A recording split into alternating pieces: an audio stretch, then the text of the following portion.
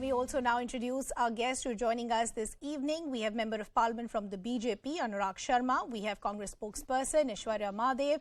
We also have Member of Parliament from the TMC, Dr. Santanu. We have Senior Editor, Swarajya Magazine, Tushar Gupta. And we also have Rashid Kidwai, an author. Good to have all of you on the broadcast with us. Aiyshwarya, I'll begin with you.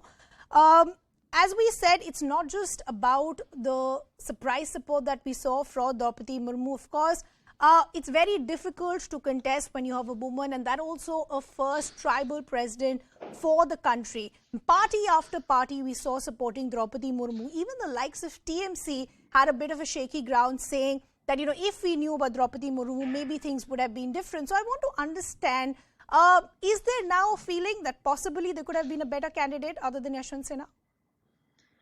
Good evening. I think two responses to that. First and foremost, the manner in which, and I think in the courtesy of parliamentary democracy, over years, you always see the government and the opposition having an open discussion about the possibilities, if there can be a consensus, as there has been. And in the case of Ms. Draupadi Murmu, you realize that the opposition was having a conversation. We were trying to see, there were also reports that Mr. Nadda also had approached opposition parties about looking at the possibility of a candidate. And what you ended up seeing was, after the opposition was kept in the dark and chose who they had to, you saw Ms. Draupadi Murmu coming out. All power to her for what she represents, and optics wise it's wonderful. And the second response is that very singularly the BJP should not just use her as a rubber stamp because she represents something, and rather use the fact that a woman like that has come forward, is now going to be in all probability holding the highest seat in the land, and they use that as a tool to empower further in that community all across the country. And this is not a missed opportunity for the opposition whatsoever. We want a responsible president. We want a responsible person who will go beyond just mere figurehead, because we've seen what's happened in the past few years. And the opposition wishes her all the best, and we hope that the vice presidential candidate, Miss Margaret Alva, is one of the tallest women of a minority community who has come forward and served in some of the highest posts.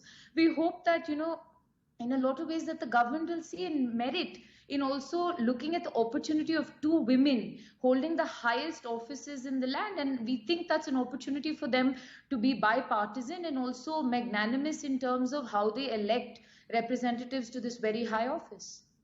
Anurag Sharma, let me bring you in. Essentially, the point that Aiyshwarya is making, that is this just being about optics today, or is this about the ideology? I'll talk about that in just a bit. But the larger issue that the opposition seems to be saying, that there was no reach out as far as the NDA is concerned. If there was a better reach out, possibly things would have been different. I don't think that's technically correct. One, Mr. Nadda, the Honorable President of the BJP, and a senior leader like Rajnath ji went and met the opposition leaders and said, let's discuss this. And you went and announced a candidate. So you could have waited a little more time. We would have got back to you. We were looking at analyzing various candidates across the country. A lot of people had applied for. And the BJP would have got back. So I don't think so our intention ever was to really try and bulldoze the opposition by nominating someone like Murmuji. And I think when you did get a candidate of Murmu's stature and the way she's functioned in the Jharkhand, state of Jharkhand, then you really notice that she's done so extremely well. She's never going to be a rubber stamp. You could have at least then gone and withdrawn, because the first 3 or 4 candidates the opposition had in their mind turned it down. You could have withdrawn Mr. Yashwant Sinhaji's candidature. You could have had a popular choice across the country. I'll take that to Aiyshwarya in just a bit, but I want to bring in Dr. Santanu as well. Dr. Santanu, as I said, post the announcement of Draupadi Murmu as the candidate for the president's poll by the NDA, we saw party after party coming in support. As I said, the staunchest critics also came out, because you want to be today seen on the right side of history when you get India's first tribal president. As far as even the TMC is concerned, Mamata Banerjee said things possibly could have been different if Draupadi Murmu's candidature was known earlier. So I want to understand, is there a bit of regret as far as the opposition is concerned over the choice of Yashwant Sinha today? Because numbers were never in the favor. It was more about what this means as far as the opposition unity is concerned. But that also seems to be dwindling with the kind of support that we've seen for Draupadi Murmu.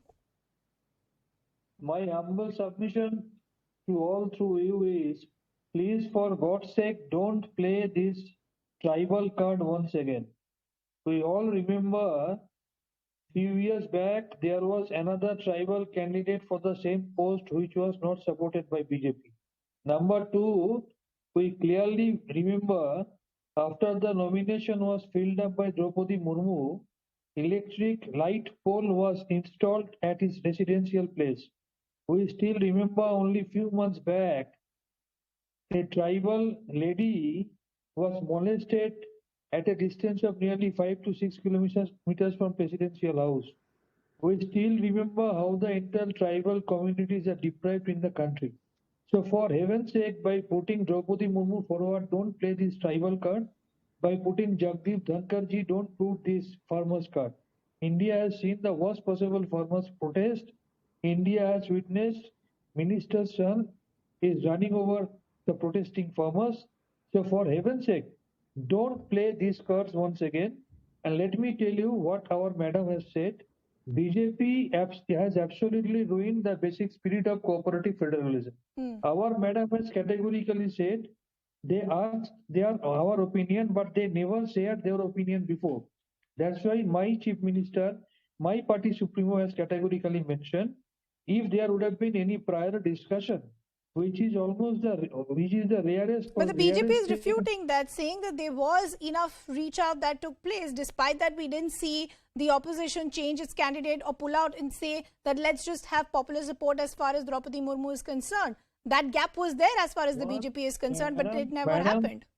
Madam, I would like to remind you in comparison to 2019, in 2020 by 1 year, crime on tribals has increased by 25%. And once all the 18 opposition parties sat together, once they have come up with a name, they have declared their candidate. Later on, NDA declared its candidate. So now there is some compulsion. It can be done once it is declared. So it's absolutely BJP's ploy. They never wanted to give importance to the cooperative federalism. And for heaven's sake, entire India knows how the Dalits are deprived. Entire India knows how the farmers are deprived.